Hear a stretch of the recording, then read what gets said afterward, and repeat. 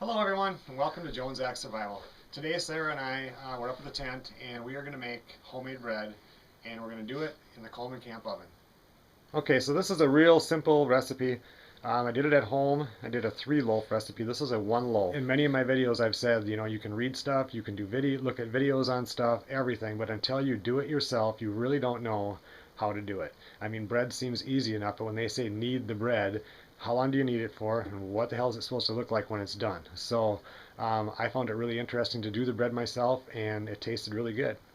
But the first thing we have to do with this one is we need to put 1 package of active dry yeast into 3/4 of a cup of warm water.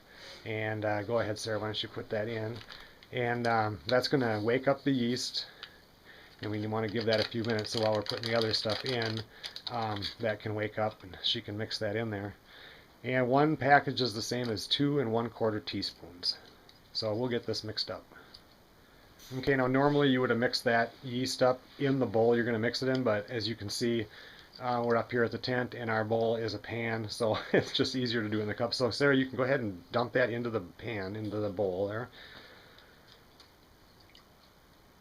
And now to that we are going to add 1 teaspoon of salt and 1 1/2 tablespoons of sugar.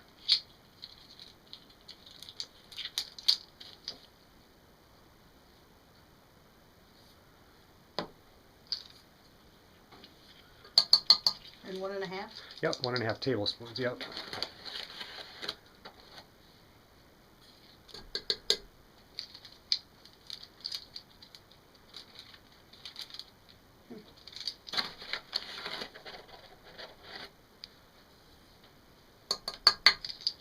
Alright, the next thing up we're going to put in is 1 tablespoon of the shortening, and then 1/2 of a cup of milk.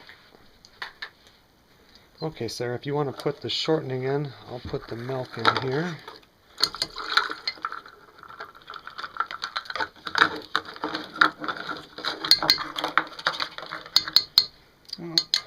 Got most of it. Okay, and now we're supposed to stir that up some, and which doesn't do you a whole lot. Yeah, go ahead and stir it, but that shortening doesn't stir real good until we get some flour in there. So we're going to mix that up, and then we're going to add in our first 2 cups of flour.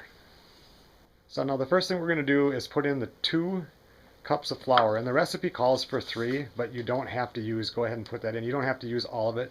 We're trying to get to a consistency, and we'll know when it's good. So you can just throw in that much if it's really hard to get it in there. Yeah. Throw that in and then just dump another one in there.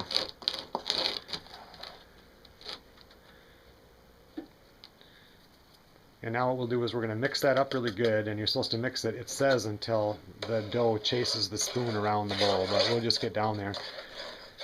And then we'll just slowly keep adding it in until we get it to the right consistency for dough. We didn't have to add any more flour into this. Not yet anyway, and you can see it's just, I mean, everything comes off the side of your bowl. It's a little bit sticky still right now, but what we're going to do now is we're going to take some of that flour, and let's move that just over to the side, and we'll take this board and completely move this out of the way. And now what we want to do is we are just going to take and throw some flour right on the table, like that. And we're going to throw our dough on it. And now what we want to do, we're going to have to knead this, and how you do that is you push it out like this, and it's still sticky right now, but then you fold it into itself, and it gets flour on it, and you can add flour to it if it's sticky. Just keep adding the flour, and then you push it out again, and you flip it and you push it again, spin it, flip it, push, and just keep doing that for 10 minutes. And this stuff, it will eventually stick together real nice, and it'll be real nice and smooth. So Sarah, have fun. You've got 10 minutes. Aww.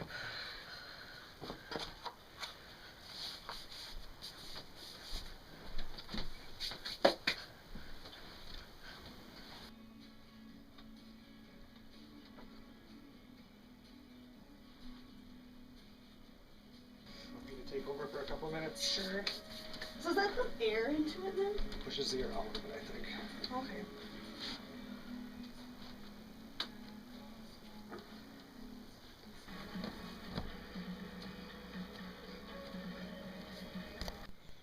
Okay, we just have a couple more minutes left of the kneading here, but I wanted to tell you in this recipe, when it called for that flour, it said all-purpose flour. When I did it last time, I used bread flour, and it worked really well for me. And I had both kinds of flour up here, so I went ahead and used bread flour. But when I first was going to do bread, and it said use flour, I had no idea what kind of flour. There's so many different kinds, but either one would have worked. Okay, now that was kneaded for 10 minutes. Now this recipe, it just said knead it until it is smooth and not sticky. It kind of gets a little bit of a bumpy texture to it, and it's smooth. I mean, you just know. I don't know. And that is just how it should be. You can see the little lumps kind of in there. And so now what we're going to do is we're going to grease a pan to put that in. And I've got the pan right here. This recipe happened to say to butter the pan, but then you have to flip it so that you get some all the sides covered, and the other one said oil it, and I kind of like the idea of oiling it. Seems to go across it better. And that loaf turned out real good, so just grease it real well like this. And then Sarah, go ahead and set that loaf in there. And now what you want to do is take and pick it up and flip it over like that. And now what we're going to do is set it in a warm place. So we'll put it next to the wood stove, and we're going to let that rise for 1 hour. Okay, now this is just right next, this is the wood stove there, so it's just sitting right next to it in a warm spot. We'll put a towel over it to keep the heat in. And normally you would just leave this in the bowl that you mixed it or something like that and oil it, but I'm kind of short on bowls, so we're just throwing it into the bread pan. And then what we'll do, it takes about an hour. You want it to double in size. And then we'll be back and we'll punch it down, form it into a loaf, knead it for a little bit, and put it back into the bowl, and we'll go from there, or back into the pan.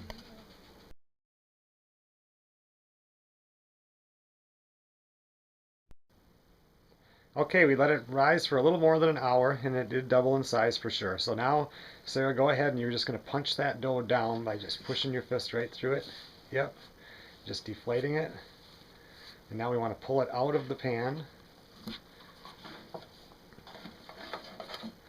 Okay, now let's move this out of the way. Go ahead and throw it on there. And what you're going to do is knead it 6 or 7 times. Okay.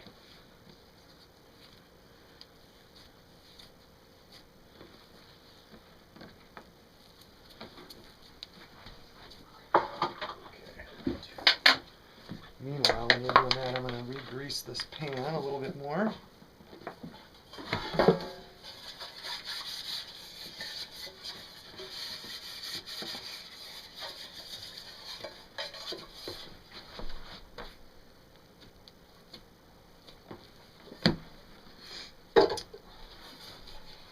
All right. Okay, now form that back into a loaf. Try to make it a little longer because that's a pretty big bread pan. I actually think that this recipe could have been a little bit more, you know, could have got a more puffy, you could have added a little more to it, but that was the recipe was, so. Okay, that's good. Now put it in the pan like we did before, and then go ahead and roll it again so that we get all the sides covered with oil. And that'll keep it from drying out. Make sure we get the edges too. There we go. Alright, now we'll set it back where it was before, next to the wood stove there, and let it rise one more time. This time should take about 20 minutes, and once again we want it to double in size. Okay, now we're just going to set it on the little tray there. But now that oven is sitting at about 200 degrees, and I need to get it up to 350 to 375, so now we're going to have to really stoke up that wood stove and get it warmed up. Alright, I think it's time, Sarah, to get that in. You're going to want your mitt for that little, open that ball. And what is the temperature? I think it is running about, is it 375 or a little more? It's a little more, but not 400.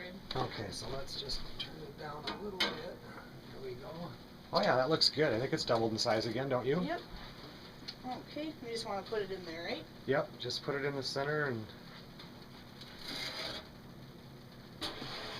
and we'll be cooking it till it's golden brown, which I believe is like 30 minutes. So, okay, well, we think that the bread is done. And now I think with this recipe, they were calling for an oven that was 375, and it said cook it for 45 minutes, and I have never seen bread that wasn't like 350 for 25 to 30 minutes. So we left it in for about 30 minutes here, and I tried to get the heat to go down a little bit. Okay, bring it up there. That's fine. Alright. Definitely golden brown, but it's a little hard, but we'll give it a try. It looks good though. It smells good. So we'll let it sit for a couple minutes and we'll pop it out of there. Okay, and then we just like to take some butter and spread it on all the sides. You can see that it is pretty dark brown the whole way around, so it's going to have a thicker crust on it. It didn't actually burn or anything, but I definitely would go 350 and stick with that 25 minutes. And then when we took it out, you just knock on the bottom side of it, and if it sounds like it's hollow, it's done. And this one sounded perfect. Well, there you can see it, guys. This stuff looks great. I mean, look at that's tight. That's not any big holes in it or anything.